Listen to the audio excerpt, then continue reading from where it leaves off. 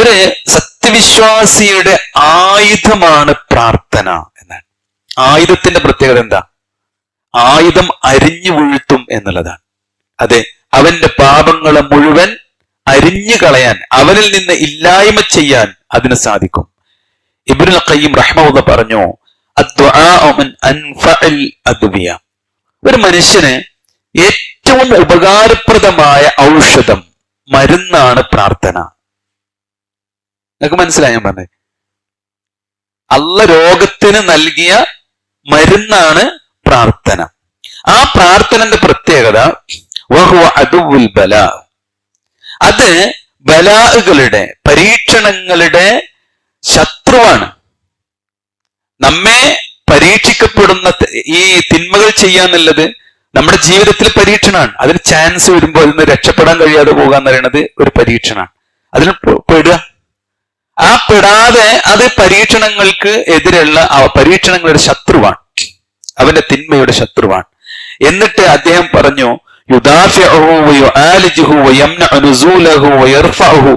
അതെങ്ങനെ വിശദീകരിക്കുക? അത് ഈ ബലാഅുകളെ പ്രതിരോധിക്കുന്നു, അത് ബലാഅുകളെ ചികിത്സിക്കുന്നു, അത് ഇത്തരം പ്രയാസങ്ങൾ ഒരു മനുഷ്യന് ഉണ്ടാകുന്നതിനെ തടയുന്നു. ഇറങ്ങിയാൽ തന്നെ അത് അവന്റെ ജീവിതത്തിൽ വല്ലാതെ ബാധിക്കാതെ ഉയർത്തുകയോ കുറക്കുകയോ ചെയ്യുന്നു. അത്ര ഉണ്ട് പ്രാർത്ഥനന്റെ. അതുകൊണ്ടാണ് റസൂലുള്ളാഹി സ്വല്ലല്ലാഹു അലൈഹി വസല്ലം പറഞ്ഞത് സിലാഹുൽ മുഅ്മിനാണ് എന്ന്. അതുകൊണ്ട് സഹോദരങ്ങളെ, ഈ പരിശുദ്ധ റമദാനിൽ നമ്മൾ പ്രാർത്ഥനയ്ക്ക് വേണ്ടി സമയം ചിലവഴിക്കുന്നുണ്ടോ എന്ന് നമ്മൾ ആലോചിക്കണം. എല്ലാം പ്രാർത്ഥനയാണ്. നിസ്കാരം പ്രാർത്ഥനയാണ്. അപ്പൊ സ്വാഭാവികമായിട്ട് നിസ്കാരത്തിന് നിൽക്കുമ്പോ ആ ഇഹ്ദിന സിറാത്തുൽ മുസ്തഖീം എന്നങ്ങോട്ട് ചൊല്ലുമ്പോ നമ്മളെ മനസ്സിന് വരണം, പടച്ചോനെ ഞാൻ നേരെ തന്നെ അല്ലേ നിൽക്കുന്നത്, എൻ്റെ അടുത്ത് വല്ല പ്രശ്നമുണ്ടോ എന്ന് നമ്മൾ ചിന്തിക്കണം. നോക്കൂ നിങ്ങൾ, ഒരു നല്ല പ്രാർത്ഥന നടത്തുന്ന ഒരു മനുഷ്യനെ സംബന്ധിച്ചിടത്തോളം റസൂലുള്ളാഹി സ്വല്ലല്ലാഹു അലൈഹി വസല്ലം പറഞ്ഞു, യുറദ്ദുൽ ഖദ്റ ഇല്ല ദുആ. അവന്റെ ഒരു പ്രാർത്ഥന ഉണ്ടെങ്കിൽ ആ പ്രാർത്ഥന അല്ലാഹു അവന് വിധിച്ചതിനെ മാറ്റും എന്നാണ്. ഖളാ ഉണ്ടാവും. അള്ളാഹ് നമ്മളൊക്കെ ജനിക്കണതിന്റെ മുമ്പ് രേഖപ്പെടുത്തിയിട്ടുണ്ട്. അതിനെ വരെ മാറ്റാൻ റഹ്മാനായ റബ്ബ് തീരുമാനിച്ച ഒരു തീരുമാനം അള്ളാഹ് തന്നെ ഒരു അടിമയുടെ മനസ്സറിഞ്ഞുള്ള പ്രാർത്ഥന കൊണ്ട് തിരുത്തുമെന്നാണ്. ഇതിൽ വലിയ ഓഫർ നമുക്ക് കിട്ടാണ്ടോ? ഓഫറുണ്ടോ സഹോദരങ്ങളെ? ഇത് നമ്മൾ ചിന്തിക്കണം. എന്നിട്ട് റസൂലുള്ളാഹി ദുനിയാവിൽ കിട്ടുന്ന വേറൊരു അനുഗ്രഹം പറഞ്ഞു, വലാ യസീദു ഫിൽ ഉംരി ഇല്ലൽ ബിർറ്. അവനുള്ള ആയുസ് കൊടുക്കും. ആ ആയുസ്സിൽ ബിർറ് ഉണ്ടാവുക, പുണ്യം എന്ന് പറഞ്ഞാൽ നിസ്കരിക്കാനും നോമ്പനുഷ്ഠിക്കാനും ദാനധർമ്മം ചെയ്യാനും ആരോഗ്യത്തോടു കൂടി ബുദ്ധിയോടുകൂടി ജീവിക്കാനുള്ള ഒരു ആയുസ് റഹ്മാനായ റബ്ബ് അവന് നൽകും എന്നാണ്. ഞാനിത് പറയാൻ കാരണം, യഥാർത്ഥത്തിൽ പ്രാർത്ഥന എന്നുള്ളത് നമ്മൾക്ക് മനസ്സിലുണ്ട്, പ്രാർത്ഥിക്കണം. വിശുദ്ധ ഖുർആൻ നമുക്ക് പലപ്പോഴും സംഭവിക്കുന്ന ഒരു അബദ്ധം കൂടി ഞാൻ പറയാം. ചെയ്യാലോ എന്ന് നമ്മൾ തീരുമാനിക്കും, ചെയ്യാലോ, പക്ഷേ നമ്മളത് കഴിഞ്ഞു പോയാലും ചെയ്തിട്ടുണ്ടാവില്ല. റമദാൻ വരുന്നതിന് മുമ്പേ നമ്മൾ തീരുമാനിച്ചാണ്, ഇന്ന് കച്ചവടമൊക്കെ ഒന്ന് റെഡിയാക്കി, സ്കൂളൊക്കെ ഒന്ന് സെറ്റാക്കി, ഒന്നും കണ്ട് റെഡി ആയിട്ട് കുറച്ചും കൂടി ഒന്നും റെഡിയാണ്. പക്ഷെ ഇതുവരെ നമ്മൾ റെഡി ആയിട്ടില്ല. എന്നർത്ഥം എന്താണെന്നറിയോ? ഇത് അങ്ങനെ കടന്നിട്ട് നമ്മുടെ മരണത്തിലേക്കെത്തും. ഇങ്ങനെ ഓരോ റമദാനും നമ്മിൽ നിന്ന് കടന്നു പോകാൻ, ആ കടന്നു പോകാതെ നമുക്ക് സംരക്ഷിക്കണം എന്നുള്ളത് കൊണ്ടാണ് പ്രാർത്ഥനയെക്കുറിച്ച് അള്ളാഹുവിന്റെ റസൂൽ സല്ലല്ലാഹു അലൈഹി വസല്ലമ വളരെ ഗൗരവത്തിൽ പഠിപ്പിച്ചത്. പ്രാർത്ഥനക്ക് ഉത്തരം കിട്ടുമെന്നാണ് നമ്മളെ സംശയം, അല്ലേ? യഥാർത്ഥത്തിൽ അള്ളാഹു സുബ്ഹാനഹു വ തആല ഒരു അടിമയുടെ പ്രാർത്ഥനക്കാണ് ഉത്തരം നൽകുക. ഖുർആനിലും ഹദീസിലും എത്രയെത്ര സംഭവങ്ങളാ. നോക്കൂ നിങ്ങൾ, റസൂലുള്ളാഹി സ്വല്ലല്ലാഹു അലൈഹി വസല്ലം ഒരു കഥ പറയാം. ആ കഥയിൽ 3 ആളെ കുറിച്ചാണ്. ആ 3 പേർ ഒരിക്കൽ ഇങ്ങനെ യാത്ര പോകുമ്പോ അവർ വിശ്രമിക്കാൻ വേണ്ടി ഒരു ഗുഹയിൽ കയറി. പക്ഷേ അവിചാരിതമായി ആ ഗുഹയുടെ വായ അടഞ്ഞുപോയി, ഒരു കല്ല് വന്ന് മൂടി.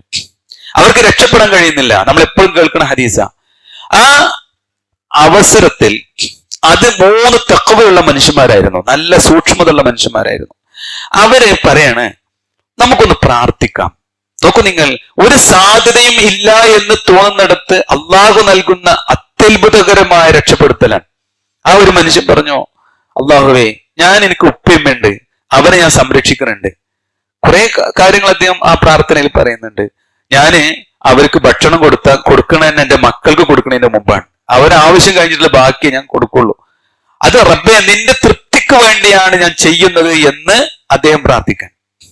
ആ സമയത്ത് ഗുഹാ കവാടത്തിൽ കല്ലൊന്ന് നീങ്ങിന.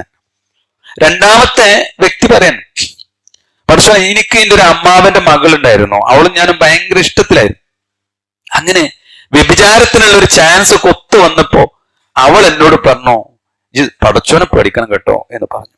ഞാൻ ആ സെക്കൻഡിൽ ഞാൻ പിന്മാറി. പടച്ചോനെ, എന്നെ പേടിച്ചിട്ടാണ് ഞാൻ മാറിയത്. ആ സമയത്ത് ഗുഹാ കവാടം കുറച്ച് നീങ്ങിന.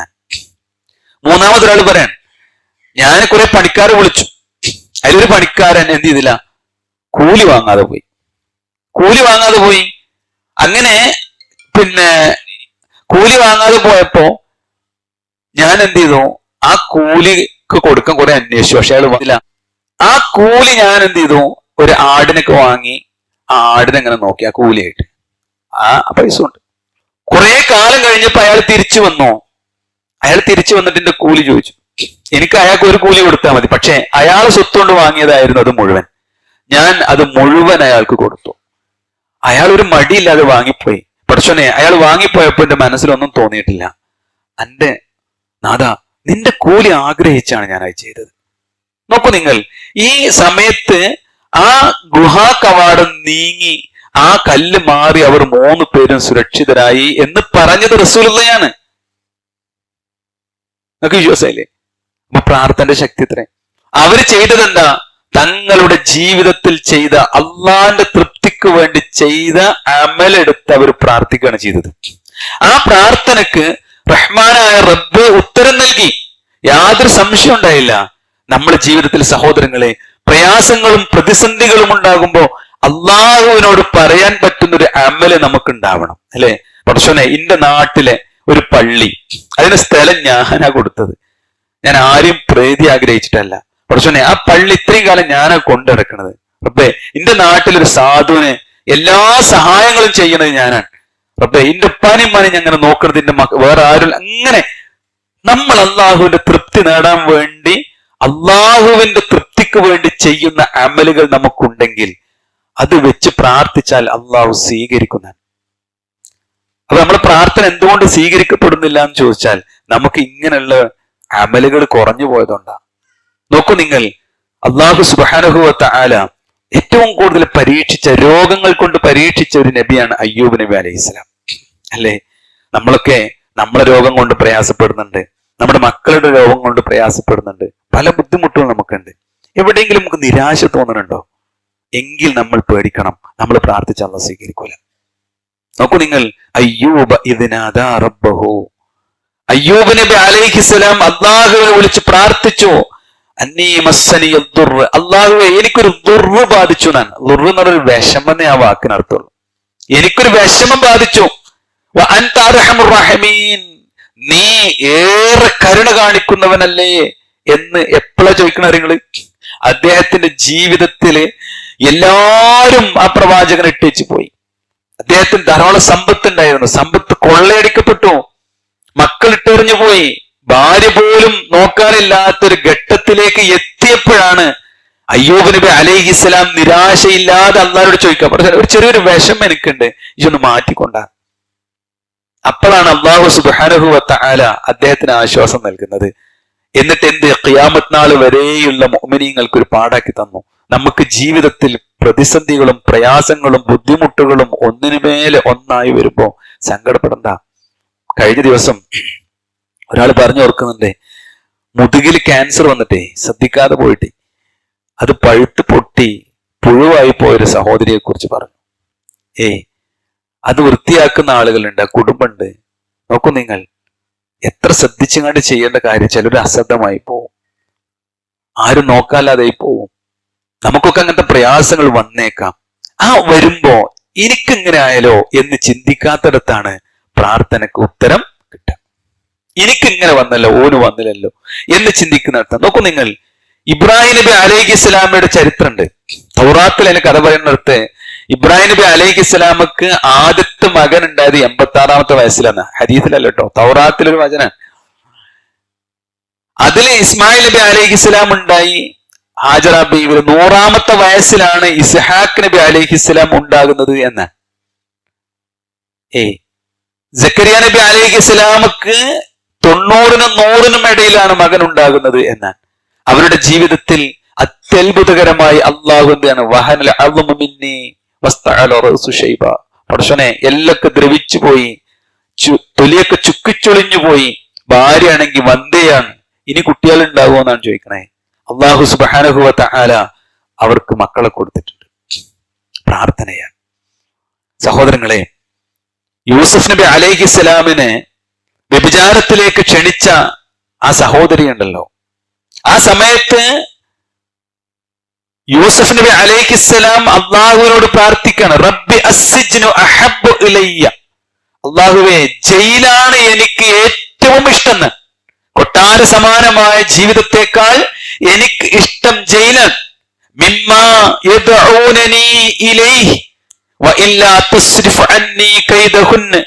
ഇനി ഞാൻ ആ അവസരത്തിൽ അള്ളാഹുവേ അവരുടെ തന്ത്രം നീ എന്നിൽ നിന്ന് തിരിച്ചു മാറ്റിയില്ലെങ്കിൽ ഞാൻ അവരിലേക്ക് വഴുതിപ്പോകും, അങ്ങനെ ഞാൻ അജ്ഞന്മാരിൽ ഒരാളായി പോകുന്ന അല്ലേ. ഇന്ന് യൂസുഫ് നബി അലൈഹിസ്സലാം പ്രാർത്ഥിച്ച പ്രാർത്ഥന നമ്മൾ പ്രാർത്ഥിക്കണം. കാരണം എന്താ അറിയോ, അത്ര വലിയ അപകടകരമായ ഒരു വസ്തുവാണ് മൊബൈൽ അല്ലേ. യൂസുഫ് നബി അലൈഹിസ്സലാം വ്യഭിചാരത്തിലേക്ക് വഴുതിപ്പോകുന്നതിനെയാണ് ഭയപ്പെട്ടത്.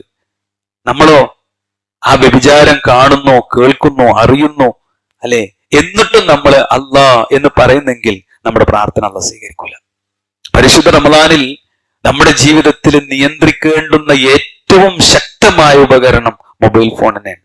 അത് ആണും പെണ്ണും ഒരു വ്യത്യാസമല്ല. ആരുടെയെങ്കിലൊക്കെ SMS കാത്തു നിൽക്കുന്നുണ്ടോ? നമ്മള് ആരുടെയെങ്കിലും ഫോൺ വിളി കാത്തു നിൽക്കുന്നുണ്ടോ? ഹറാമായത് കഴിഞ്ഞു. പിന്നെ നമ്മുടെ പ്രാർത്ഥനയ്ക്ക് റഹ്മാനായ റബ്ബ് ഉത്തരം നൽകുകയേ ഇല്ല.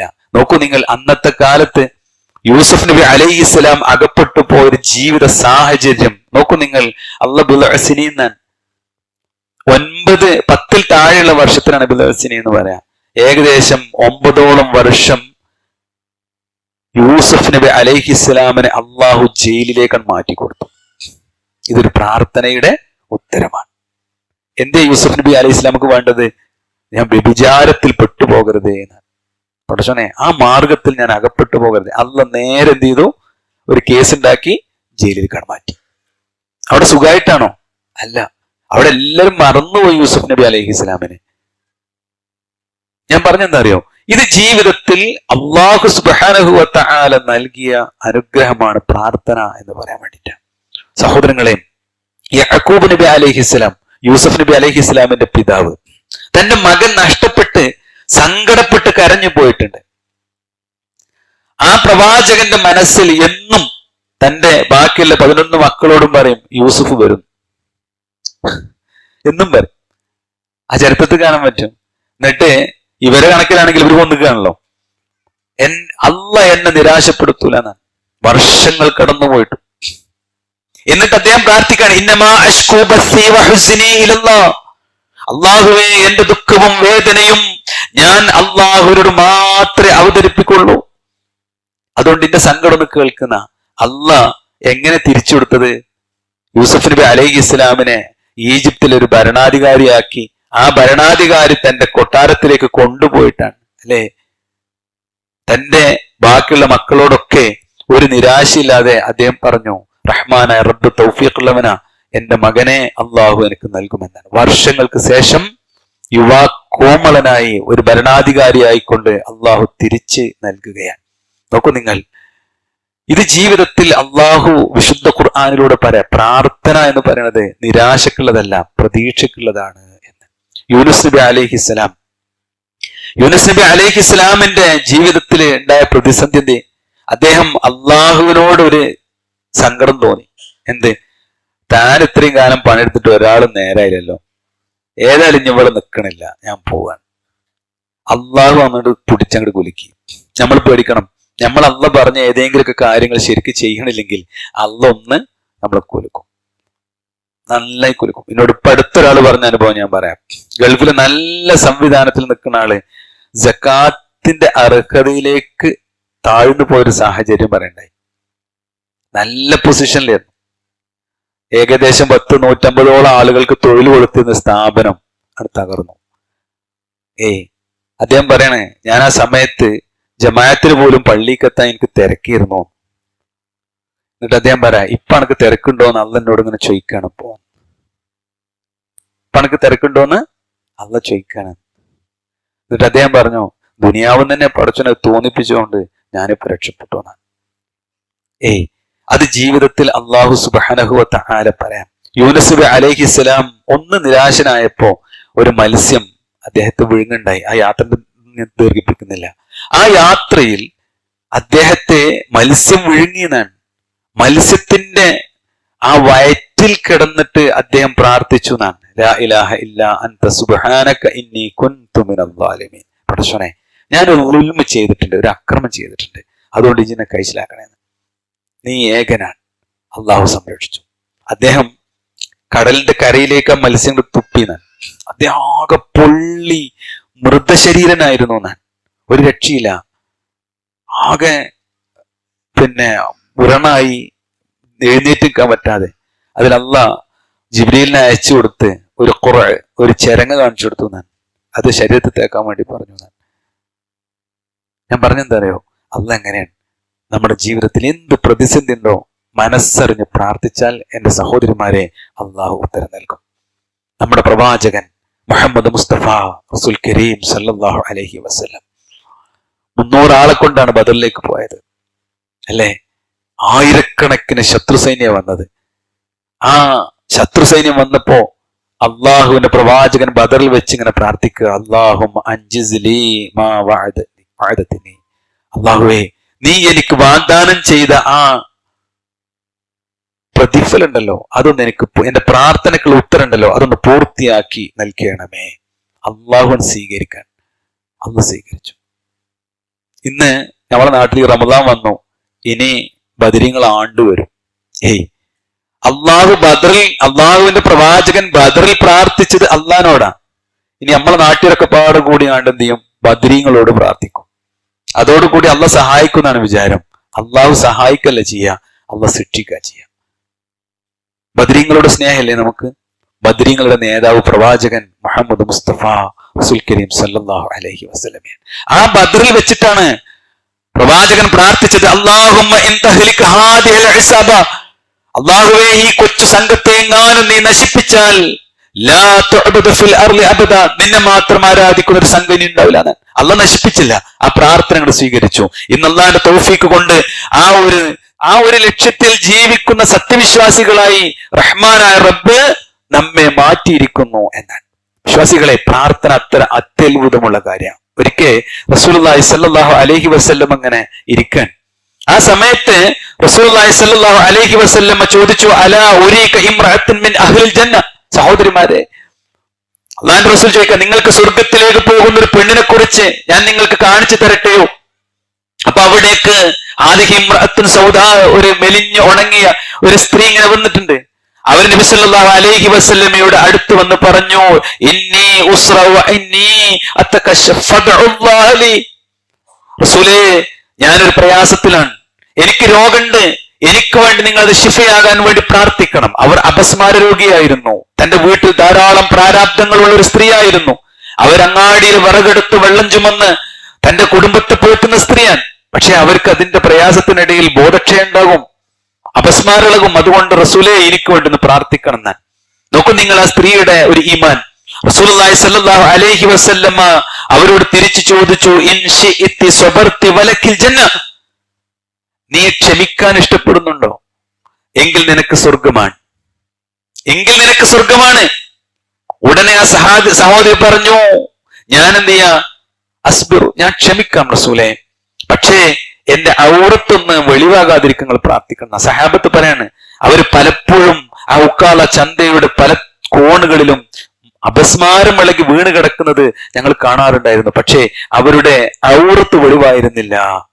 അള്ളാഹിന്റെ റസൂൽ അതിനാ പ്രാർത്ഥിച്ചത്. ഞാൻ പറഞ്ഞ എന്തിനാ, പ്രാർത്ഥന അങ്ങനെയാണ്, അള്ളാഹു അങ്ങോട്ട് സ്വീകരിക്കും. അള്ളാഹ് സ്വീകരിക്കും. അള്ളാഹു നമ്മെ അനുഗ്രഹിക്കുമാറാവട്ടെ. പ്രാർത്ഥന തിരിഞ്ഞു വരും കേട്ടോ. നോക്കൂ നിങ്ങൾ, ജുറൈജ് വലിയ ആബിദായിരുന്നു. ജുറൈജ് വലിയ ആബിദായിരുന്നു, അള്ളാഹുവിന് ഏറെ ഇഷ്ടപ്പെട്ട വ്യക്തിയായിരുന്നു. പക്ഷേ ജുറൈജ് പർണശാല കെട്ടി മലമുകളിൽ ഒരു താമസക്കാരനായി അവിടെ ഇബാദത്തിൽ മുഴുകി ആരും കാണണ്ട എനിക്കെന്ന് പറഞ്ഞങ്ങനെ ജീവിച്ച മനുഷ്യനാ. ആ സമയത്ത് ജുറൈജിനെ കാണാൻ ഉമ്മ വരിക. ഉമ്മ ആദ്യം വന്നപ്പോ ജുറൈജെ എന്ന് വിളിച്ചു. അപ്പൊ അദ്ദേഹം നിസ്കാരത്തിലാ. അപ്പൊ അദ്ദേഹം അള്ളാഹിനോട് പ്രാർത്ഥിക്കുക, പടച്ചോനെ നിസ്കാരാണോ ഉമ്മാനെ നോക്കലാണോ? അദ്ദേഹം തീരുമാനിച്ചു നിസ്കാര വലുത്. അങ്ങനെ ഉമ്മ തിരിച്ചുപോയി. രണ്ടാമത് എന്ത് ചെയ്തു? ഉമ്മ തിരിച്ചു വന്നു. പിറ്റേ ദിവസം വന്നു, അടുത്ത ദിവസം വന്നു. ഇപ്പോഴൊക്കെ നിസ്കാരത്തിലാണ്. സങ്കടം വന്നു. ഉമ്മ പ്രാർത്ഥിച്ചു, അല്ലാഹുമ്മ തുമിത്തുഹു ഹത്താ തുറിയഹു വുജൂഹുൽ മുസ്ലിമ. അല്ലാഹ് ഈ ജുറൈജിനെ വേശ്യകളുടെ അടിയിൽപ്പെടുത്താതെ നീ മരിപ്പിക്കരുത് എന്ന്. എന്തുണ്ടായി? കുറച്ചു ദിവസം കഴിഞ്ഞപ്പോ അങ്ങാടിയിലൊരു വർത്താനം, ഒരു വേശ്യ സ്ത്രീ ഗർഭിണി ആയിക്കണു. ആരുതാണ്? കുട്ടി ജുറൈജിന്റെ. ആളുകളൊക്കെ ഇളകി ആ പർണശാല തല്ലിപ്പൊളിച്ചു. പക്ഷേ ആ തഖ്വയുള്ള മനുഷ്യനെ അള്ളാഹു സംരക്ഷിക്കുക. തൊട്ടിലിൽ കിടന്ന കുട്ടി ആദ്യം സംസാരിച്ച സംഭവം നമ്മൾ ഈസാബിന് പറയില്ലേ, അതേപോലത്തെ ഒരു സംഭവം കുട്ടിനോട് ചോദിക്കാണ്, ആരാണ് നിന്റെ ഉപ്പ? ആ കുട്ടി സംസാരിച്ചു എന്നാണ് ചരിത്രം. നബി സല്ലല്ലാഹു അലൈഹി വസല്ലം പറഞ്ഞതാ. പക്ഷേ ഞാനിത് പറഞ്ഞെന്തിനറിയോ? ആ ഉമ്മ ഇങ്ങോട്ട് പ്രാർത്ഥിച്ചപ്പോ അള്ളാഹ് എങ്ങനെ കബൂലാക്കി. അവിടെ എന്റെ അടിമയാണ്, ഓ ആബിദാണ് എന്നല്ല അള്ളാഹ്. ആ ഉമ്മയുടെ പ്രാർത്ഥനയെ അള്ളാഹ് സ്വീകരിക്കും. മക്കളെ നമ്മൾ ശ്രദ്ധിക്കണം കേട്ടോ. നമ്മളൊക്കെ ഒരു അർത്ഥത്തില്ലെങ്കിൽ മറ്റൊരു തരത്തിൽ മക്കളാണ്. വാപ്പയമ്മ മനസ്സ് തട്ടിയിട്ടാൻ പ്രാർത്ഥിച്ചാണല്ലോ, അത് അങ്ങനെ ഫലിക്കും. അതുകൊണ്ട് പ്രാർത്ഥന എന്നുള്ളത് ഒരു അത്യത്ഭുതമായ കാര്യമാണ്. നോക്കൂ നിങ്ങൾ, ചരിത്രത്തില് ഈ സലഫി വീക്ഷണത്തിന് എതിരായി ചരിത്രഗതി മാറ്റിയത് ഈ അബ്ബാസിയ കാലഘട്ടത്തിലൊക്കെ ഈ ഖുർആൻ സൃഷ്ടി വാദം വന്നപ്പോഴാണ്. അമവി കാലം കഴിഞ്ഞ അബ്ബാസിയ കാലം വന്നപ്പോ ഈ സൃഷ്ടി ഖുർആൻ സൃഷ്ടിയാണ് എന്നുള്ള വാദം വന്ന സമയം. കലാമാണ് അള്ളാന്റെ വിശുദ്ധ ഖുർആൻ എന്നാണ് സലഫി വീക്ഷണം, എന്ന് പറഞ്ഞാൽ പൂർവികരുടെ വീക്ഷണം. നമ്മളെല്ലാവരും അത് വിശ്വസിക്കുന്ന ആൾക്കാരാ. എന്നാ അന്നത്തെ ആളുകൾ പറഞ്ഞു, ഖുർആൻ അള്ളാഹുവിന്റെ കലാമല്ല, മനുഷ്യനെ സൃഷ്ടിച്ചതുപോലെ ഒരു സൃഷ്ടിയാണ്. നമ്മൾ പഠിക്കേണ്ട വിഷയമാണ്. ഇതില് നബി സല്ലല്ലാഹു അലൈഹി വസല്ലം പഠിപ്പിച്ചതുപോലെ അന്ന് സംസാരിച്ച ഒരു ഇമാമാണ് Ahmad bin Hanbal. Ahmad bin ഹംബലിനോട് ഏറ്റവും കൂടുതൽ തർക്കിച്ചിരുന്ന ഒരു വ്യക്തിയായിരുന്നു അഹ്മദ് ബിൻ അബി ദുആ എന്നൊരു മനുഷ്യൻ. അദ്ദേഹം മുഅ്തസിലിക്കാരനായിരുന്നു. അദ്ദേഹം അന്ന് ആ ഭരണാധികാരിയുടെ ചട്ടുകമായിരുന്നു. അദ്ദേഹത്തോട് തർക്കിച്ച് ജയിക്കാൻ ആർക്കും കഴിയില്ലായിരുന്നു. അഹ്മദ് ബിൻ ഹംബലിനെ ചങ്ങലൊക്കെ കെട്ട് ബന്ധിച്ച് അദ്ദേഹം കഠിനമായി ശിക്ഷിച്ച് ഇങ്ങനെ കൊണ്ടുപോകാം. അന്ന് അദ്ദേഹം പ്രാർത്ഥിക്കാണ്, അല്ലാഹുമ്മ ലാ തജ്മഅ ബൈനി വബൈനഹു ഫി ദാർ. പടച്ചോനെ, ഈ മനുഷ്യനെ എന്നെയും ഒരേ വീട്ടിൽ ഒരേ സമയത്ത് നീ കണ്ടുമുട്ടിക്കല്ലേ. ഞാൻ പറഞ്ഞെന്താണെന്നറിയാമോ? ഞാൻ ഖുർആനിൽ നിന്ന്, പ്രവാചക ചരിത്രത്തിൽ നിന്ന്, പൂർവികരുടെ ചരിത്രത്തിൽ നിന്ന്, പ്രവാചകന് ശേഷമുള്ള ചരിത്രത്തിൽ നിന്ന് പ്രാർത്ഥനകളുടെ ഫലത്തെക്കുറിച്ചാണ് ഞാൻ പറഞ്ഞത്. നിങ്ങൾ ശ്രദ്ധിച്ചിട്ടുണ്ടാവും ഞാൻ വിചാരിക്കണേ. ഞാൻ ഇങ്ങനെ ഒരു ക്രമത്തിൽ പറയാൻ കാരണം, നമ്മുടെ ജീവിതത്തിൽ ഏറ്റവും വലിയ ആയുധം പ്രാർത്ഥനയാണ്. നമ്മൾ പ്രാർത്ഥിച്ച അല്ലാഹ് കേൾക്കും. കാരണം എന്താ അറിയോ? അല്ലാഹു സുബ്ഹാനഹു വ തആല പഠിപ്പിച്ച രൂപത്തിൽ പ്രാർത്ഥിക്കാൻ നമുക്ക് സാധിക്കും എന്നുള്ളതാണ്. നോക്കൂ നിങ്ങൾ, വിശുദ്ധ ഖുർആൻ പറയാ, ഇന്നഹും കാനൂ യുസാരിഊന ഫിൽ ഖൈറാത്ത്.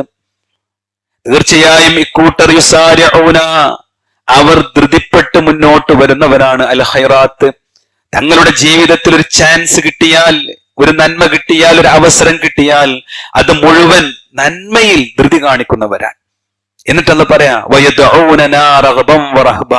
വെറുതെ കേവലമായ പ്രാർത്ഥനയല്ല, മനസ്സ് തട്ടി സങ്കടത്തോടു കൂടി, പ്രതീക്ഷയോടു കൂടി, ആഗ്രഹത്തോടു കൂടി അവർ പ്രാർത്ഥിക്കും.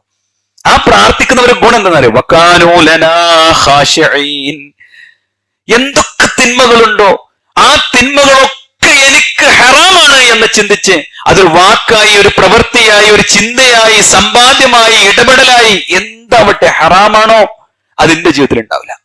അത് തീരുമാനിച്ചുകൊണ്ട് അള്ളാഹുവിനെ ഭയപ്പെട്ട് ജീവിക്കുന്നവർ ആണ് അവർ എന്നാണ്. അതാണ് തതജാഫാ ജുനൂബുഹും അനിൽ മവാജിഇ. അവരുടെ കിടക്കകളിൽ നിന്ന് അവരുടെ പാർശ്വങ്ങൾ ഇങ്ങോട്ട് എഴുന്നേൽക്കുന്ന, അല്ലേ? ഇപ്പൊ നമുക്ക് എന്തൊരു സന്തോഷ സഹോദരങ്ങളെ, പകൽ ഉറങ്ങാൻ കഴിയണില്ല. അല്ലെ? ഈമാനില്ലെന്ന് ഉറങ്ങാൻ കഴിയില്ല. ഞാൻ ഉറങ്ങണ്ടെന്നല്ല ഞാൻ പറഞ്ഞത്. അതെന്താ അറിയോ? ഉറങ്ങിപ്പോയാൽ ഈ പകല് ആ സമയം വേസ്റ്റ് ആയില്ലേ? ഉറങ്ങിയവൻ എന്താ കാര്യം? ഉറങ്ങാൻ വിചാരണയും കൂടിയില്ല. ഉറക്കത്തിൽ പെട്ടെന്ന് നിസ്കാരം വൈകിയാൽ പോലും എന്തില്ല, കുറ്റല്ല. എന്നിട്ട് റമദാൻ മാസം നോമ്പിട്ടിട്ട് ഉറങ്ങിയ പിന്നെ എന്തിനാ പറ്റുക? അല്ലെ? ഉറങ്ങണ്ടെന്ന് ഞാൻ പറഞ്ഞില്ല കേട്ടോ, അത് ഓരോ ആവശ്യത്തിനനുസരിച്ചാണ്. അള്ള പറയണേ, അവരുടെ കിടപ്പാടങ്ങളിൽ നിന്ന് അവരുടെ എഴുന്നേൽക്കും. എന്തിനെന്നറിയങ്ങളെ?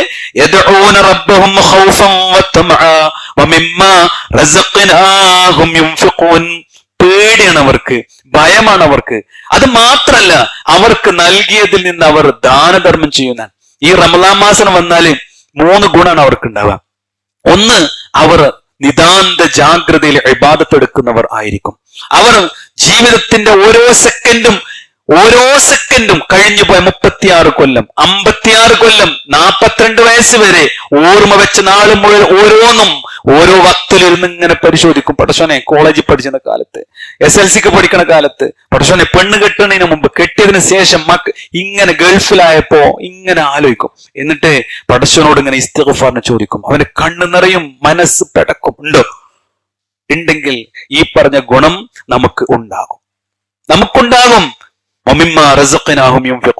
കിട്ടിയ സ്വത്തിൽ നിന്ന് എല്ലാ നല്ല കാര്യങ്ങൾക്കും അവർ ചെലവഴിക്കും. അല്ലെ? ഇപ്പൊ നമ്മളോട് ആളുകൾ ഇങ്ങനെ ചോദിക്കും. നമുക്ക് സ്വർഗത്തേക്കുള്ള ചോദ്യമാണ് ഈ ആൾക്കാർ ചോദിക്കണമെന്ന് മാത്രം നമുക്ക് പിശാച് മനസ്സിലാക്കി തരൂല. എന്താ ചോദ്യം? ജാമിഅ അൽ ഹിന്ദിന് ഫണ്ട് കൊടുത്തോ? എല്ലാ കൊല്ലം കൊടുക്കണം. അല്ലെ? കൊടുത്തോളി. അവിടുന്ന് ഇറങ്ങുന്ന കുട്ടികൾ ആയത്തുൽ ഹദീസ് ഓതി പ്രസംഗിക്കുമ്പോ, എഴുതുമ്പോ, ലോകത്തിന്റെ വിവിധ ഭാഗങ്ങളിൽ പോയി ദീനി കാര്യങ്ങൾ ചെയ്യുമ്പോ നിങ്ങളറിയാതെ ഖബർക്ക് കിട്ടും. അതേ സ്ഥാപനം ഇടത്തനാട്ടുകാരുണ്ട്, നിങ്ങൾ കൊടുത്തോളിയും, നാളെ പരലോകത്ത് നിങ്ങൾക്ക് കിട്ടും. കേരളത്തിനകത്തും പുറത്തുള്ള ദഅവ സംവിധാനങ്ങൾ നടത്താൻ ദഅവത്ത് ഫണ്ട് ശേഖരിക്കുന്നു, നിങ്ങൾ കൊടുത്തോ? ആ കൊടുക്കുമ്പോ ഞാൻ പറയുന്നത്, നിങ്ങൾ കൊടുത്തില്ലെങ്കിൽ പ്രശ്നമൊന്നുമില്ല. പക്ഷെ കൊടുക്കുമ്പോ മനസ്സ് നന്നാണ്. ആരെങ്കിലും മുജീബ് സലഫി ചോദിച്ചോന്നോ, ഹുസൈൻ എഞ്ചിനീയർ ചോദിച്ചു, പിന്നെ ഇസാഖ് എഞ്ചിനീയർ ചോദിച്ചോ? ഒന്നല്ല നമ്മളെ മനസ്സിൽ. അത് സക്കാത്തിന്റെ കണക്കായാലും സദഖന്റെ കണക്കായാലും കൊടുക്കുമ്പോ പടച്ചോനെ, ഖുർആനിൽ പറഞ്ഞിട്ടുണ്ട്, തതജാഫാ ജുനൂബുഹും അനിൽ മളാജി. അതെ, ഞാനിന്ന് 4 മണിക്ക് എഴുന്നേറ്റ ആളാ, ഞാനിന്ന് തറാവിയ നിസ്കരിച്ച ആളാ, നോമ്പനുഷ്ഠിച്ച ആളാ, ഞാൻ പ്രാർത്ഥിച്ച ആളാണ്. ഇനി അള്ളാഹ് ആയത്തിൽ പറഞ്ഞൊരു ഗുണം കൂടിയുണ്ട്, വമിമ്മാ റസഖ്നാഹും യുൻഫിഖൂൻ.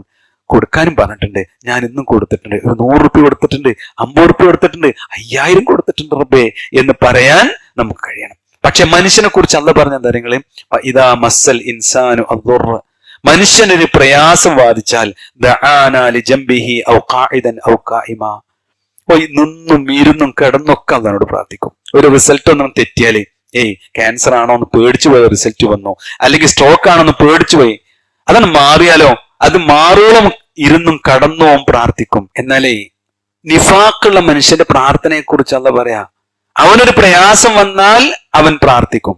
പക്ഷേ ആ പ്രയാസങ്ങൾ നീങ്ങിയാൽ അവനൊരു പ്രയാസവും ഇതുവരെ ബാധിച്ചിട്ടില്ല എന്ന കോലത്തിൽ പിന്നവനാണ് ജീവിക്കുന്നത്. അള്ളാഹ് പറയാണ്, കദാലിക സുയ്യിന ലിൽ മുസ്രിഫീന മാ കാനൂ യഅമലൂൻ. ഇങ്ങനെയാണ് അതിര് വിട്ടുപോയ ആളുകൾക്ക് അവരുടെ കാര്യങ്ങൾ അള്ളാഹു ഭംഗിയാക്കി കൊടുക്കുക എന്നാണ്. യഥാർത്ഥത്തിൽ അള്ളാഹു നമ്മുടെ പ്രാർത്ഥനക്ക് ഉത്തരം നൽകും, അള്ളാഹു നമ്മെ പരിഗണിക്കും. നിങ്ങളെ പ്രാർത്ഥന അല്ലെങ്കിൽ അള്ളാഹു നിങ്ങളെ പരിഗണിക്കൂല എന്നാണ്. അപ്പൊ അള്ളാഹ് പരിഗണിക്കണമെങ്കിൽ നമ്മൾ പ്രാർത്ഥിക്കണം. സഹോദരങ്ങളെ, അള്ളാഹുവിന്റെ പ്രവാചകൻ സല്ലല്ലാഹു അലൈഹി വസല്ലമ ജീവിതത്തിൽ വിജയിക്കാൻ വേണ്ടി നടത്തിയ പ്രാർത്ഥന ഉണ്ട്. ഇത് എത്ര പേർക്ക് അറിയും? അള്ളാഹിന്റെ റസൂൽ പ്രാർത്ഥിക്കുക, അല്ലാഹുമ്മ ഇന്നി അഊദു ബിക മിൻ ഇൽമിൻ ലാ യൻഫഅ. ഒന്ന് പറഞ്ഞു നോക്കി, അല്ലാഹുമ്മ ഇന്നി അഊദു ബിക മിൻ ഇൽമിൻ ലാ യൻഫഅ. അല്ലാഹുവേ, ഉപകാരപ്രദമല്ലാത്ത അറിവ്, എനിക്ക് നാളെ പരലോകത്ത് പ്രയോജനം കിട്ടാത്തൊരു അറിവ്, അത് എനിക്ക് കിട്ടരുതേന. പ്രയോജനമുള്ളത് കിട്ടണം. അടുത്തത് എന്താ? വമിൻ ഖൽബിൻ ലാ യഖ്ശ. വമിൻ ഖൽബിൻ ലാ യഖ്ശ. നിന്നെ ഭയക്കാത്ത, നിന്നെ പേടില്ലാത്തൊരു മനസ്സ് അതെനിക്ക് ഉണ്ടാവരുത്. വമിൻ നഫ്സിൻ ലാ തശ്ബഅ. നിറയാത്ത ഒരു മനസ്സ്, എത്ര കിട്ടിയാലും തികയാത്തൊരു മനസ്സ്. പടച്ചോനെ, അങ്ങനെ ഒരു പരീക്ഷണം എനിക്കുണ്ടാവരുത്. വമിൻ ദഅവത്തിൻ ലാ യുസ്തജാബു ലഹ. ഉത്തരം കിട്ടാത്ത പ്രാർത്ഥിക്കുന്ന, ഒരു വൃഥാ പ്രാർത്ഥന നടത്തുന്ന ആളെ കൂട്ടത്തിലും അല്ലാഹുവേ നീ എന്നെ ഉൾപ്പെടുത്തല്ലേ. ആര് പ്രാർത്ഥിച്ചതാ? അള്ളാഹുവിന്റെ റസൂൽ. ഇത് പ്രാർത്ഥിക്കാൻ ആരെ അയക്കൂലെന്നറിയോ? ശൈത്താൻ നമ്മളെ അയക്കൂല. അല്ലാഹുമ്മ ഇന്നി അഊദു ബിക മിൻ ഇൽമിൻ ലാ യൻഫഅ. ഇനി ആർക്കാണ് അള്ളാഹു ഉത്തരം നൽകാതിരിക്കുന്ന അറിയങ്ങൾ? ഞാൻ നേരത്തെ പറഞ്ഞ ഷിർക്ക് കലർന്ന പ്രാർത്ഥന ഉണ്ടോ, ഉത്തരം കിട്ടൂല. ഷിർക്ക് കലർന്ന പ്രാർത്ഥന ഉണ്ടോ, ഉത്തരം കിട്ടൂല. അള്ളാഹു വിശുദ്ധ ഖുർആനിലൂടെ പറഞ്ഞില്ലേ, വമൻ അളല്ലു മിമ്മൻ യദ്ഉ മിൻ ദൂനില്ലാഹ്, അള്ളാഹ്ക്ക് പുറമെ മറ്റുള്ളവർ വിളിച്ച് പ്രാർത്ഥിക്കുന്നവനേക്കാൾ വഴി പിഴച്ചവൻ ആരുണ്ടെന്നാണ്. ഓൻ എത്ര നല്ല കുപ്പായിട്ടിട്ടും കാര്യമില്ല, എത്ര നല്ല താടി നീട്ടി വാർത്തിട്ടും കാര്യമില്ല, അവന്റെ ജീവിതത്തിൽ അള്ളാഹു അല്ലാത്തവരെ വിളിച്ചു പ്രാർത്ഥിക്കുന്നുണ്ട് എങ്കിൽ അവൻ അള്ളാഹു ഉത്തരം നൽകുകയില്ല. ഹത്താ യൗമൽ ഖിയാമ, ഇലാ യൗമിൽ ഖിയാമ, ഖിയാമത്ത് നാൾ വരെ എന്ത് ചെയ്യൂല, അള്ളാഹു അവന്റെ പ്രാർത്ഥനക്ക് ഉത്തരം നൽകൂല. അപ്പൊ ഷിർക്ക് ഉണ്ടെങ്കിൽ അള്ളാഹു പ്രാർത്ഥനക്ക് ഉത്തരം നൽകൂല, അല്ലെ? കഴിഞ്ഞ ദിവസം നോമ്പിന് ഒരു പരസ്യം കണ്ടു. എന്താ പരസ്യം എന്ന് നിങ്ങള്? ഈ പുണ്യരാവുകളിൽ നമുക്ക് സിയാറത്ത് പോകാം. പുണ്യരാവുകൾ എവിടുക്ക സിയാറത്ത്? ഞാൻ പറയണ്ടല്ലോ, ഞാൻ ബാക്കി വെറുതെ എന്റെ നാവുകൾ എടുത്തുണ്ടല്ലോ. മനുഷ്യന്മാരങ്ങനെയാണ്. പരിശുദ്ധ റമളാന് പോലും അവരെന്ത് ചെയ്യൂല, വെറുതെ വിടൂല. അതുകൊണ്ട് എവിടുക്ക സിയാറത്ത് പോകണ്ടറിയോ? നമ്മളെ ഖബറിനെയാണ് സിയാറത്ത് ചെയ്യേണ്ടത്. ഞാൻ അതാ പറയാം. നമുക്കൊരു ഖബറില്ലേ, നിങ്ങൾ ആലോചിച്ച് നോക്കി. നമ്മളൊക്കെ മഹല്ലില് നമ്മളെ ഒപ്പിമ്മയൊക്കെ കടക്കണിന്റെ പുറത്തൊരു സ്ഥലം ഒരു 6 അടി നമുക്കില്ലേ, ഉണ്ടല്ലോ. അതൊന്ന് ആലോചിച്ച് നോക്കുകയാണെങ്കിൽ അവിടേക്ക് സിയാറത്ത് പോകണ്ടത് റമളാൻ മാസത്തില്. ഞാൻ അവിടേക്ക് എത്തുമ്പോ എന്റെ അടുത്ത് എന്തുണ്ട് എന്നാണ് ചിന്തിക്കേണ്ടത്.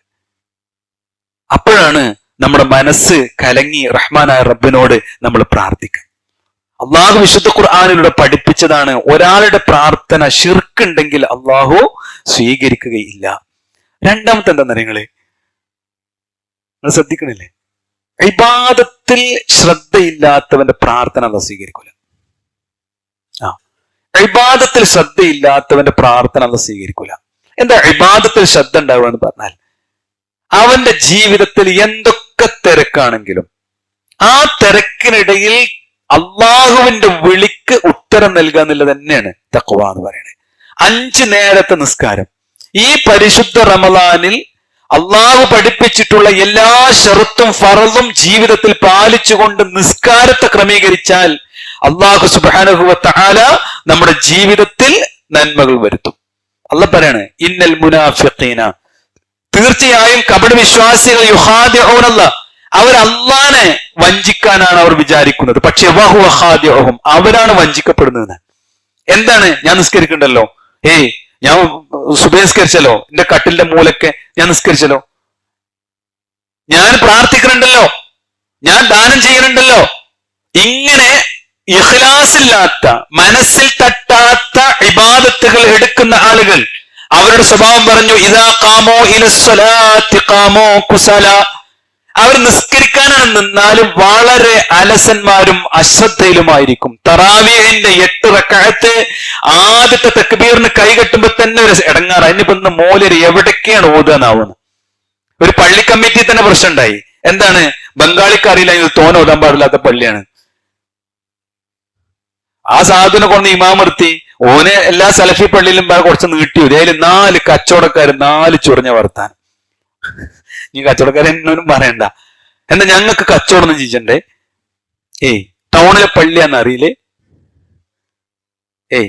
കമ്മിറ്റിക്കാർക്ക് ഇയാളെ പറഞ്ഞ മനസ്സിലാക്കി കൊടുക്കാനല്ലേ പറ്റുള്ളൂ. ഞാൻ പറഞ്ഞെന്തറിയോ, ഇങ്ങനെ ഈ നിസ്കാരം എന്ന് പറയണത് നമുക്കൊരു 10,000 റുപ്യ കിട്ടണില്ലാതെ മെച്ചാണെങ്കിൽ, അല്ലെ? ഇപ്പൊ ഒരു സോഷ്യൽ മീഡിയയിലേക്ക് കാണാൻ പറ്റും, കാശ് കൊണ്ടിങ്ങനെ എടുത്ത് നടക്കും. എത്ര വേണമെങ്കിലും 30 സെക്കൻഡ് കൊണ്ട് എണ്ണി എടുക്കാൻ, അല്ലെ? എത്ര ആളാ അതിന് കാത്തിക്കണേ? കൂട്ടരെ, ഞാൻ നിങ്ങൾ എന്നും കാണുന്ന ആൾക്കാരല്ലേ, ഞാൻ ആത്മാർത്ഥമായിട്ട് പറയണേ, നമ്മളെ ജീവിതത്തിൽ എണ്ണി എടുത്താൽ കിട്ടാത്തത്ര വലിയ സ്വത്താണ് ഒരു വക്ത് നമസ്കാരം എന്ന് പറയുന്നത്. അതിന് അള്ളാഹ് കൂലിട്ടാണ്ടല്ലോ നമ്മളെ ജീവിതത്തിൽ എല്ലാ തിന്മകൾക്കും അത് മതിയാകും. അതെങ്ങനെ ഇരിക്കുന്നറിയോ? നമുക്കെന്നെ എഴുന്നേറ്റ് പോരാൻ പറ്റാത്തൊരു സമയത്താണ് എഴുന്നേൽക്കാൻ കഴിയണം.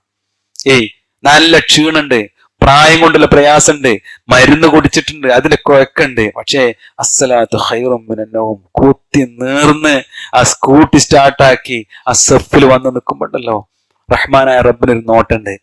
ആ നോട്ടം കിട്ടും. അള്ളാഹു അനുഗ്രഹിക്കുമാറാവട്ടെ. അല്ലാത്തോ അഖാമുസ്സലാ ഖാമു കുസാല, അവർ നിസ്കാരത്തിൽ അലസന്മാരായിരിക്കും. പിന്നെ ഒരു വരും യുറാഊനന്നാസ, ജനങ്ങളെ കാണിക്കാൻ വേണ്ടി. അവരുദ്ദേശതാണ് വലാ യദ്കുറൂനല്ലാഹ ഇല്ലാ ഖലീല, ആ നിസ്കാരത്തിൽ ഒരു അള്ളാഹിനൊന്നും ഓർമ്മ ഉണ്ടാവില്ല. അപ്പോഴും ആ കച്ചവടത്തെക്കുറിച്ച്, ജോലിയെക്കുറിച്ച്, അവിടുത്തെ പ്രശ്നങ്ങളെക്കുറിച്ച് അത് മാത്രമായിരിക്കും ചിന്തിക്കുക. അള്ളാഹു കാക്കുമാറാവട്ടെ. ഞാൻ ചുരുക്കി പറയാം, നിങ്ങൾ ശ്രദ്ധിക്കണം കേട്ടോ. മൂന്നാമത്തെ ഒരു കാര്യം തരങ്ങള്, ഹറാമ് ഭക്ഷിക്കണ ഒരാളുടെ പ്രാർത്ഥന അള്ളാഹു സ്വീകരിക്കൂല. ഇതില് നമ്മൾ ശ്രദ്ധിക്കേണ്ട ഒരു കാര്യം എന്താ വെച്ചാല്, സക്കാത്ത് കൊടുക്കാത്ത സ്വത്ത്, അനന്തരം കൊടുക്കാത്ത സ്വത്ത്, വാപ്പിമൊക്കെ മരണപ്പെട്ടു വരുന്നു, പെങ്ങന്മാർക്കും ജ്യേഷ്ഠാഞ്ചന്മാർക്കും ഒന്നും കൊടുക്കാതെ ഇങ്ങനെ അടക്കി വെച്ച് നടക്കണ്ടാവും. ഇങ്ങനത്തെ സ്വത്ത് ഉണ്ടാവും. തൃപ്തിയില്ലാത്ത സ്വത്ത്, കച്ചവടത്തിൽ ഹറാമ് കാണിച്ച സ്വത്ത്, ഇതൊക്കെ ഉണ്ടെങ്കിൽ പേടിച്ചോളി. നമ്മളെ ശരീരത്തിൽ ഒരു വിയർപ്പിന്റെ മണം ഉണ്ടെങ്കിൽ അത് നമ്മൾ കഴുകി വൃത്തിയാക്കുന്നത് പോലെ ഒരു ദിവസം 3 വട്ടമൊക്കെ കഴുകണിയില് നമുക്ക് മടിയില്ലെങ്കിൽ നല്ലോണം പേടിച്ചോളി. ഇത് നമ്മുടെ ജീവിതത്തില് ഭക്ഷണം ഹലാലാക്കിയിട്ടില്ലെങ്കിൽ അള്ളാഹു സ്വീകരിക്കൂല എന്നത് നമ്മൾ അറിയണം. നോക്കൂ, നിങ്ങൾ റസൂലുള്ളാഹി സ്വല്ലല്ലാഹു അലൈഹി വസല്ലം ഒരു ആയത്തോതി, യാ അയ്യുഹൽ നാസ്, അല്ലയോ ജനങ്ങളെ, കുലൂ മിമ്മാ ഫിൽ അർളി ഹലാലൻ ത്വയ്യിബ, നിങ്ങൾ ഭൂമിയിൽ നിന്ന് ഹലാലായത് ഭക്ഷിക്കണം. അവിടെ നിർത്തിയില്ല, ത്വയ്യിബൻ, പരിശുദ്ധമായത് കൂടി ഭക്ഷിക്കണം. ഹലാലും പരിശുദ്ധമായതായിരിക്കണം നിങ്ങൾ ഭക്ഷിക്കേണ്ടത്. എന്നിട്ട് അല്ലാഹു പറഞ്ഞു, വലാ തത്തബിഉ ഖുതുവാത്തി ശൈത്താൻ, നിങ്ങൾ പിശാചിന്റെ കാൽപ്പാടുകളെ പിൻപറ്റരുത്. ഒരാൾക്ക് ലോട്ടറി എടുക്കാൻ ഒരു മടിയില്ല എന്ന് വിചാരിച്ചോളി, അയാൾ ജീവിതത്തിൽ എന്ത് ചെയ്യൂല, നന്മ ചെയ്യാൻ ആഗ്രഹിക്കുന്നില്ല എന്നാണ് അർത്ഥം. കാരണം എന്താ, അയാളുടെ സമ്പാദ്യത്തെക്കുറിച്ചുള്ള അയാളുടെ മനസ്സിലെ ആഗ്രഹം തന്നെ തെറ്റിപ്പോയിട്ടുണ്ട്. റസൂലുള്ളാഹി സ്വല്ലല്ലാഹു അലൈഹി വസല്ലം ഈ ആയത്ത് ഓതിയതിനു ശേഷം ഒരു മനുഷ്യനെ കുറിച്ച് പറയാം. എന്താ മനുഷ്യൻ? യുത്തീലു സഫർ, അദ്ദേഹം ദീർഘമായി യാത്ര ചെയ്തിട്ടുണ്ട്. അശ്ഗസ വ അഖ്ബറ, അദ്ദേഹം പൊടി പിടിച്ചിട്ടുണ്ട്. യമുദ്ദു യദൈഹി ഇലസ്സമാ, എന്നിട്ട് ആകാശത്തേക്ക് കൈ ഉയർത്തി പ്രാർത്ഥിക്കുക, യാ റബ്ബി യാ റബ്ബി, അല്ലാ അല്ലാ എന്ന് പ്രാർത്ഥിക്കുക. യാത്രക്കാരന്റെ പ്രാർത്ഥന അത് സ്വീകരിക്കും, പ്രയാസപ്പെടുന്നവന്റെ പ്രാർത്ഥന അത് സ്വീകരിക്കും. നമ്മൾ പഠിച്ചിട്ടില്ലേ? പക്ഷേ അള്ളാന്റെ റസൂൽ പറഞ്ഞു, മത്അമഹു ഹറാം, അവന്റെ ഭക്ഷണം ഹറാമാണ്. വമശ്റബഹു ഹറാം, അവന്റെ പാനീയം ഹറാമാണ്. വമൽബസഹു ഹറാം, അവന്റെ വസ്ത്രം ഹറാമാണ്. വഉദ്ദിയ ബിൽ ഹറാം, അവൻ മുഴുവനായും ഹറാമിലാണ് ഉള്ളത്. ഫഅന്നാ യുസ്തജാബു ലിദാലിക്, ഇങ്ങനെയുള്ള ഒരാൾക്ക് ഞാൻ എങ്ങനെ ഉത്തരം കൊടുക്കുക എന്ന് അള്ളാഹു പറയുന്നു. അതുകൊണ്ട് പലിശ, സ്ത്രീധനം, സക്കാത്ത് കൊടുക്കാത്ത സ്വത്ത്, ഞാൻ ഈ നേരത്തെ പറഞ്ഞ ഇതിൽ എവിടെയെങ്കിലും നമ്മളെ സ്വത്തുണ്ടോ എന്ന് നമ്മൾ പരിശോധിക്കുക. അപ്പൊ ചിലപ്പോൾ ചെറിയ പരിക്കുകളൊക്കെ ഉണ്ടാവും. നമ്മളെ കച്ചവടത്തിലെ ഒന്നും കൂടി നമ്മൾ ശ്രദ്ധിക്കേണ്ടി വരും. നമ്മൾ ഈ രീതിയിൽ പോയാൽ ആ കച്ചവടം കൊണ്ട് നാളെ പരലോകത്തായിരിക്കും നഷ്ടം ഒക്കെ ഒന്ന് ചിന്തിച്ച് ഈ റമദാനിനെ നമ്മൾ എന്ത് ചെയ്യണം, ആ നിലക്ക് പ്രയോജനപ്പെടുത്തണം എന്നാണ് പറഞ്ഞതിന്റെ ചുരുക്കം. സഹോദരങ്ങളെ, ഇനി അള്ളാഹ് എങ്ങനെ പ്രാർത്ഥന സ്വീകരിക്കാൻ അറിയും? ഞാൻ എത്ര കാലമായി പ്രാർത്ഥിക്കുന്നു, ഈ പ്രാർത്ഥന എന്താണ് അള്ളാഹു സ്വീകരിക്കാത്തത് എന്ന് നമ്മൾ നോക്കും. യഥാർത്ഥത്തിൽ അള്ളാഹു പ്രാർത്ഥന സ്വീകരിക്കാൻ വെച്ച മാനദണ്ഡങ്ങളിൽ ഒന്നുകൂടില്ല, എന്താ അറിയോ? ഒരു തെറ്റിന് വേണ്ടി പ്രാർത്ഥിക്കാൻ പാടില്ല. ഒരു ഹറാമായ കാര്യത്തിന് വേണ്ടി പ്രാർത്ഥിക്കാൻ പാടില്ല. വലാ ഖതിഅത്തു റഹ്മിൻ, രക്തബന്ധങ്ങൾ മുറിക്കുന്നതിന് വേണ്ടി, ഒരാൾക്ക് നാശത്തിന് വേണ്ടി പ്രാർത്ഥിക്കാൻ വേണ്ടി പാടില്ല. എങ്കിൽ ഈ 2 സിഫത്തുകൾ നിങ്ങളുടെ പ്രാർത്ഥനയ്ക്ക് ഒത്തുവന്നാൽ ഇല്ല അഅതാഹുല്ലാഹു ബിഹാ ഇഹ്ദാ സലാസിൻ, 3 മാർഗത്തിലൂടെ റഹ്മാനായ റബ്ബ് ആ പ്രാർത്ഥനയ്ക്ക് ഉത്തരം നൽകും. ഈ ഹദീസ് നമുക്ക് വളരെ പ്രസിദ്ധമാണ്. പക്ഷെ 2 പറഞ്ഞ കാര്യം നമ്മൾ ശ്രദ്ധിക്കണം. ഒന്നെന്താണ്? രക്തബന്ധം അല്ലെങ്കിൽ കുടുംബ ബന്ധം, സൗഹൃദം, ഇത് നശിപ്പിക്കാൻ വേണ്ടി അതുമായി മനസ്സിലിട്ടുകൊണ്ട് നടക്കുന്ന ഒരു പ്രാർത്ഥന പാടില്ല. എങ്ങനെയാണ് ഉത്തരം നൽകുക? ഉടനെ തന്നെ അള്ളാഹു ആ പ്രാർത്ഥനക്ക് ഉത്തരം നൽകും. അത് ഖൈറാണെങ്കിൽ ആ പ്രാർത്ഥനക്ക് അള്ളാഹു ഉത്തരം നൽകും. അല്ലെങ്കിലോ ഒരു പരലോകത്തേക്ക് വേണ്ടി അള്ളാഹു അത് മാറ്റിവെക്കും. അവന്റെ ജീവിതത്തിൽ ഒരു വലിയ പ്രതിസന്ധിയിൽ നിന്ന് അള്ളാഹുവിനെ കാക്കും. പ്രാർത്ഥിച്ചാൽ മതി. എന്തിനാ നിരാശ?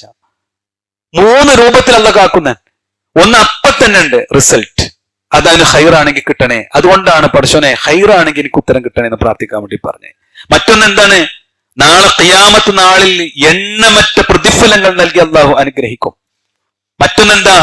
അവന്റെ ജീവിതത്തിൽ ഒരു വലിയ പ്രതിസന്ധിയെ റഹ്മാനായ റബ്ബ് മാറ്റിക്കൊടുക്കും.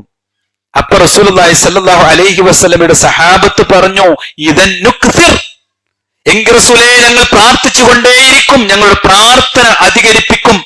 ഉടനെ നബി സല്ലല്ലാഹു അലൈഹി വസല്ലം ചിരിച്ചുകൊണ്ട് പറഞ്ഞു, അല്ലാഹു അക്തിർ, എന്നാൽ അല്ലാഹു അതിലും കൂടുതൽ നിങ്ങൾക്ക് നൽകുമെന്നാൽ.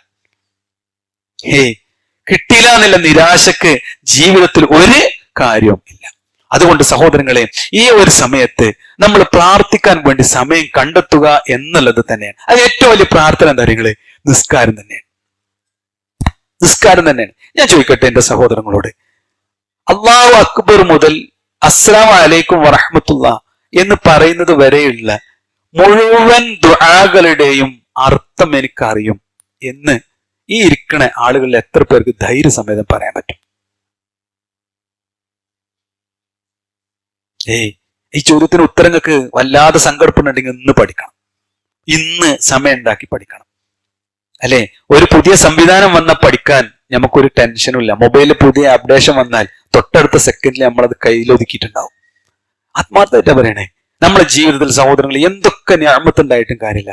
ആ നിസ്കാരത്തിലെ മുഴുവൻ ദുആകളുടെയും പ്രാർത്ഥന, അതിന്റെ അർത്ഥം ജീവിതത്തിൽ അറിഞ്ഞിട്ടില്ലെങ്കിൽ ഇതന്നു കിസിർന്ന് പറഞ്ഞില്ലേ സഹാബത്ത്, ഞങ്ങൾ ഇനിയും വർദ്ധിപ്പിക്കുന്നു പറഞ്ഞില്ലേ, എങ്കിൽ അള്ളാഹ് ഏറ്റിത്തരുന്ന് പറഞ്ഞില്ലേ, ആ അവകാശികൾ നമ്മൾ പെടൂല. അതുകൊണ്ട് അത് നമ്മൾ ആദ്യം ചെയ്യണം. പ്രാർത്ഥനയെ കുറിച്ച് പറയുമ്പോൾ നിസ്കാരത്തെ കുറിച്ചാണ് നമ്മൾ പറയേണ്ടത്. മറ്റൊന്ന് സഹോദരങ്ങളെ, റസൂലുള്ളാഹി സ്വല്ലല്ലാഹു അലൈഹി വസല്ലമ നമുക്ക് പഠിപ്പിച്ച ഒരു പ്രാർത്ഥന ഉണ്ട്, സയ്യിദുൽ ഇസ്തിഗ്ഫാർ. ഞാൻ ചോദിക്കണേ വിചാരിക്കും, ആ പ്രാർത്ഥന അറിയണല്ലോ എത്രയാണ്? ഒന്ന് കൈവെക്കോ. സയ്യിദുൽ ഇസ്തിഗ്ഫാർ, മാഷാ അല്ലാഹ്, ഏകദേശം എല്ലാവർക്കും അറിയും അല്ലെ? അറിയാത്ത ഒന്ന് സങ്കടപ്പെടുന്നത് നല്ലതാ. കാരണം എന്താ അറിയോ? അല്ലാഹുമ്മ അൻത റബ്ബി എന്ന് പറഞ്ഞ്, അല്ലാഹുമ്മ അൻത റബ്ബി ലാ ഇലാഹ ഇല്ലാ അൻത ഖലഖ്തനി വ അന അബ്ദുക വ അന അലാ അഹദിക വ വഅദിക മസ്തതഅതു. ബാക്കി അഊദു ബിക മിൻ ശർരി മാ സനഅതു അബൂഉ ലക ബിനിഅമതിക അലയ്യ വ അബൂഉ ബിദംബി ഫഗ്ഫിർ ലി ഫഇന്നഹു ലാ യഗ്ഫിറു ദുനൂബ ഇല്ലാ അൻത. ഇത് റസൂലുള്ളാഹി പറയാം. ഇത് രാവിലെ ഒരാളാണ് പ്രാർത്ഥിച്ചു, ഫമാത ഫി യൗമിഹി, ആ പകല് അവൻ മരിച്ചു, ഖബ്ല അൻ യുംസി, അസ്തമിക്കുന്നതിന് മുമ്പ്, ഫഹുവ ഫി അഹ്ലിൽ ജന്ന, ഓൻ സ്വർഗാവകാശിയാണ്. ഇന്ന് സ്വർഗം വാങ്ങിയോ വിശ്വാസികളെ? അള്ളാഹ് പറഞ്ഞല്ലേ, അള്ളാഹുവിന്റെ റസൂൽ പറഞ്ഞാൽ സ്വർഗാവകാശിയാണ്, അത് കിട്ടുന്ന. ഇനി ഇതേ പ്രാർത്ഥന തന്നെ പറഞ്ഞു, ഇതാ വൈകുന്നേരം പറഞ്ഞു, രാത്രി മരിച്ചുപോയി, അവൻ സ്വർഗാവകാശിയാണ്. പക്ഷെ ഇത് പഠിക്കാൻ ആരയക്കൂല അറിയോ? ശൈത്താൻ അയക്കൂല. ഇത് ചൊല്ലാൻ ആരയക്കൂല? ശൈത്താൻ അയക്കൂല. സുബഹി നിസ്കാരം കഴിഞ്ഞിട്ട് എനിക്ക് അള്ളാന്റെ അടുത്ത് കിട്ടിയേ പറ്റൂ, ഇന്റെ ഒരു അവകാശമാണത് എന്ന് ചോദിച്ചു വാങ്ങാൻ നമുക്ക് പറ്റണം, അല്ലെ? സലഫി ഇവിടെ ഓർമ്മപ്പെടുത്തിയൊരു പ്രാർത്ഥന അല്ലേ? എന്താ പ്രാർത്ഥന? ലാ ഇലാഹ ഇല്ലല്ലാഹ് വഹ്ദഹു ലാ ശരീക ലഹു ലഹുൽ മുൽക്ക് വലഹുൽ ഹംദ് വഹുവ അലാ കുല്ലി ഷൈഇൻ ഖദീർ. ഇതങ്ങോട്ട് ദിക്റിച്ച് 100 തവണ ചൊല്ലിയാൽ, ഇന്ന് രാവിലെ സുബഹി കഴിഞ്ഞിട്ട് പള്ളിയിൽ ഇരുന്ന് ഇങ്ങനെ ചൊല്ലി. അദ്ദേഹം പറഞ്ഞത്, നല്ല നോമ്പുകാരന് പകലുറങ്ങാൻ നേരം കിട്ടൂല. മറ്റെന്താ അറിയോ? കോട്ടായിട്ട് അങ്ങനെ പള്ളിന്റെ സൈഡിൽ തന്നെ ചിലപ്പോൾ കിടക്കും, എന്നിട്ട് 8-9 മണിക്ക് നീശന് പോരും, അല്ലെങ്കിൽ പെരയിൽ വന്ന് കടന്നുറങ്ങും, അല്ലെ? ഈ ദിക്ർ ചൊല്ലിയാൽ അള്ളാഹിന്റെ റസൂൽ പറഞ്ഞെന്താ അറിയോ? 10 അടിമകളെ മോചിപ്പിച്ച കൂലി അപ്പൊ കിട്ടുന്ന.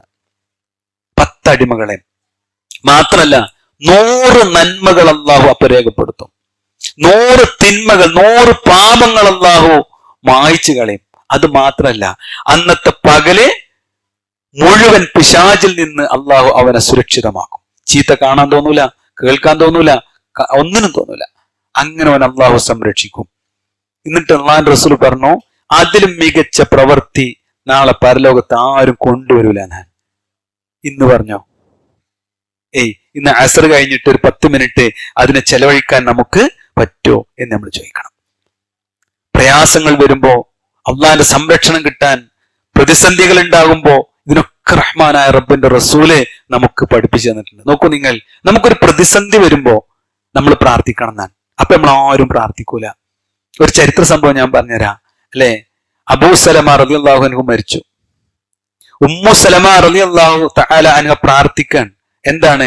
ഇന്നാ ലില്ലാഹി വ ഇന്നാ ഇലൈഹി റാജിഊൻ അല്ലാഹുമ്മ അജുർനി ഫി മുസീബത്തി വഖ്ലുഫ് ലി ഖൈറൻ മിൻഹാ.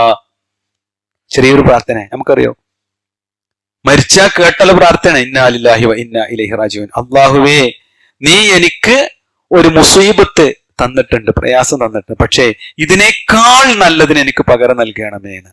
എന്നിട്ട് ഉമ്മു സലമ റളിയല്ലാഹു അൻഹ പറയണേ, പിന്നീട് അബൂ സലമ മരിച്ചതിന് ശേഷം അവരെ വിവാഹം കഴിച്ചത് റസൂലുള്ളാഹി സ്വല്ലല്ലാഹു അലൈഹി വസല്ലമയാണ്.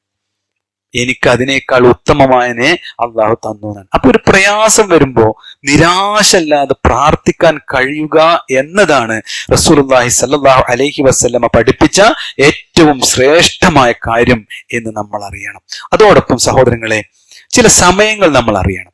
ശ്രദ്ധയോടുകൂടി നമ്മൾ പ്രാർത്ഥിച്ചാൽ ഉത്തരം കിട്ടുന്ന ചില സമയങ്ങൾ നമ്മൾ അറിയണം. റസൂലുള്ള പറയാണ്, അയ്യുദ്ദുആഇ അസ്മഅ.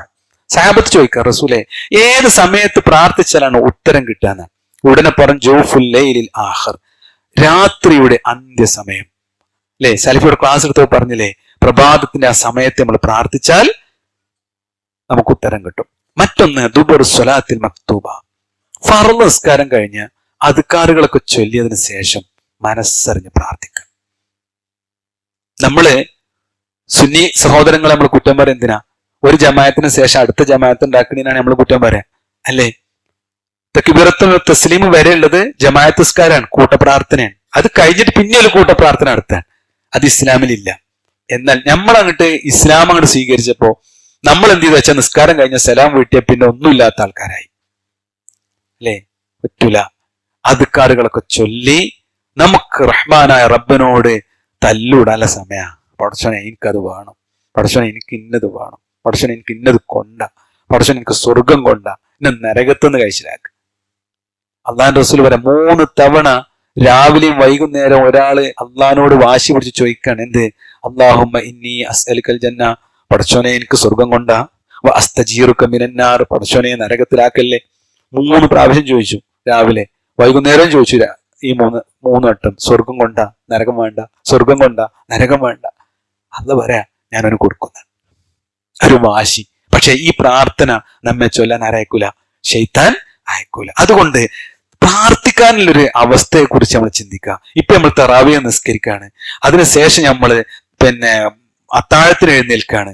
അങ്ങനെയൊക്കെയുള്ള സമയങ്ങളിലൊക്കെ നമ്മൾ പ്രാർത്ഥിക്കുക. അതേപോലെ ഫർള് നിസ്കാരത്തിന് ശേഷം എന്ത് തിരക്കുണ്ടെങ്കിലും സഹോദരങ്ങളെ, ആ നിസ്കാരത്തിന് ശേഷം ഒരു 5 മിനിറ്റ് അവർ കയ്യും കാലൊക്കെ ഒന്ന് അടക്കി വെച്ച് ആ മൊബൈൽ ഒന്നും വലിച്ചെറിഞ്ഞാണ്ട് ഒന്നങ്ങോട്ട് കണ്ണടച്ച് അന്നങ്ങോട്ട് ചോദിക്കുക. സഹോദരിമാര്യങ്ങൾ പ്രത്യേകിച്ചു വീട്ടിന്റെ ഉള്ളിൽ നിങ്ങളോട് പറഞ്ഞാണ്, നിസ്കാരം കൃത്യമായിട്ട് നിസ്കരിക്കും, നോമ്പ് കൃത്യമായിട്ട് നോൽക്കും, ഭർത്താവിനനുസരിക്കും ചെയ്താൽ നിങ്ങളെ സ്വർഗത്തിന്റെ 8 കവാടത്തിലൂടെ നിങ്ങൾക്ക് പ്രവേശിക്കാൻ പറ്റുന്ന ഇതിലും വലിയ ചാൻസ് നിങ്ങൾക്കല്ലാതെ. എനിക്ക് അസൂയങ്ങളോട് 3 കാര്യം ചെയ്താൽ മതി. വ്യഭിചരിക്കരുത്, ഭർത്താവിനനുസരിക്കണം, 5 നേരം നിസ്കരിക്കണം, നോമ്പ് കടണ്ടാകരുത്. നിങ്ങൾക്ക് പാലിക്കാൻ വല്ല തടസ്സമുണ്ട്? സ്വർഗത്തിന്റെ 8 കവാടത്തിൽ നിങ്ങൾക്ക് പെർമിറ്റ് ഉണ്ട്. ഏതെങ്കിലും ഒന്നുകൂടി കയറി കിട്ടിയാൽ വിചാരിച്ചിട്ട് നമ്മൾ ഇറങ്ങാനാണ്. അതുകൊണ്ട് വളരെ ശ്രദ്ധ ഈ വിഷയത്തിൽ ഉണ്ടാവണം. മറ്റൊരു സമയം തരങ്ങളിൽ ബാങ്ക് കൊടുക്കൂലേ, ബാങ്ക് കൊടുക്കുമ്പോൾ നമ്മൾ എവിടെയാണെങ്കിലും അലസാകരുത്, ഒരു ജാഗ്രത വേണം. എത്ര തിരക്കാണെങ്കിലും നമ്മൾ മൊബൈല് ഒക്കെ ഒന്ന് ഓഫാക്കി ഒന്ന് ആ ബാങ്കിന് എന്ത് ചെയ്യുക, ഒരു ജവാബ് കൊടുക്കുക. എന്നിട്ട് പള്ളിയിൽ വരിക, ആ ഓടിക്കതച്ച് വരുന്ന ആ സിസ്റ്റം തന്നെ നിർത്തുക. അവസാനത്തെ തസ്ലീമാണ് കിട്ടിയാൽ മതി വിചാരിക്കില്ലേ? അങ്ങനെയല്ല, നേരത്തെ വരിക, ആ ബാങ്ക് കൊടുത്ത് ബാങ്കിന് ഉത്തരമൊക്കെ പറഞ്ഞ് പള്ളിയിൽ ഇരിക്കുക. എന്നിട്ട് ആ ബാങ്കിനും ഇഖാമത്തിനും ഇടയിൽ അള്ളാഹിനോട് ഒരാൾ ചോദിച്ചാൽ ബാങ്കിനും ഇഖാമത്തിനും ഇടയിൽ ഒരാൾ അള്ളാഹിനോട് ചോദിച്ചാൽ ഉത്തരം കിട്ടുന്നതാണ്. അത് മിസ്സാക്കാൻ ആര് മെനക്കെടും? ശൈത്താൻ മെനക്കെടും. ജമാഅത്ത് മുക്കാലിനല്ലേ, അല്ലേ? ശരി. ഇനി സഹോദരങ്ങളെ, ആ ചോദ്യം എങ്ങനെ ആയിരിക്കണം? ആ ചോദ്യത്തിനും പ്രത്യേകത ഉണ്ട്. അള്ളാഹുവിന്റെ റസൂൽ പറഞ്ഞു, നിങ്ങൾ ചോദിക്കുമ്പോൾ സുജൂദിലാണ് ചോദിക്കുന്നതെങ്കിൽ അതിന് ഉത്തരം കൂടുതൽ കിട്ടുന്ന.